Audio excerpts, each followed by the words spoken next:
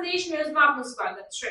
આણંદ જિલ્લામાં ન્યાયી અને નિષ્પક્ષ ચૂંટણીના આયોજન અર્થે નોડલ ઓફિસરો સાથે બેઠક યોજતા જિલ્લા ચૂંટણી અધિકારી પ્રવીણ ચૌધરી લોકસભાની સામાન્ય ચૂંટણી 2024 અંતર્ગત નિષ્પક્ષ અને ન્યાયી ચૂંટણી યોજાય તે માટે આણંદ જિલ્લા ચૂંટણી અધિકારીએ નોડલ અધિકારીઓની સાથે બેઠક યોજી હતી અને તેમના દ્વારા કરવામાં આવેલ કામગીરીની વિસ્તૃત સમીક્ષા કરી હતી। આ બેઠકમાં જિલ્લા ચૂંટણી અધિકારીએ નોડલ અધિકારીઓને મુક્ત અને ન્યાયી વાતાવરણમાં તથા નિષ્પક્ષ રીતે લોકસભાની ચૂંટણી પ્રક્રિયા યોજાય તે રીતે કામગીરી કરવા જણાવ્યું હતું।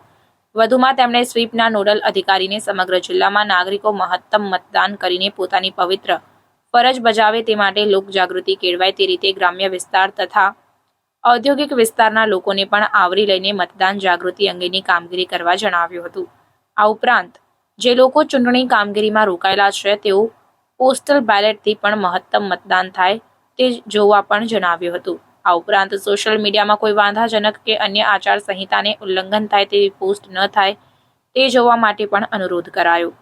વધુમાં સુવિધા એપ્લિકેશન થકી રાજકીય પાર્ટીઓના ઉમેદવારોને પોતાની ચૂંટણીલક્ષી મંજૂરીઓને સહેલાઈથી મળી રહે તે રીતે કામગીરી કરવા જણાવ્યું। આ ઉપરાંત દિવ્યાંગ મતદારોને મતદાન કેન્દ્રો ખાતે વ્હીલચેર સહિતની સુવિધા સુનિશ્ચિત કરવા પણ અનુરોધ કર્યો। આયોજિત આ બેઠકમાં જિલ્લા વિકાસ અધિકારી મિલિંદ બાપના, નિવાસી અધિક કલેક્ટર ઋતુરાજ દેસાઈ, ચૂંટણી પ્રક્રિયા સાથે સંકળાયેલા નોડલ અધિકારીઓ ઉપસ્થિત રહ્યા હતા। પ્રાર્થના સંદેશ ન્યૂઝની તમામ લેટેસ્ટ અપડેટ્સ માટે ચેનલને હમણાં જ લાઈક, શેર અને સબસ્ક્રાઇબ કરો।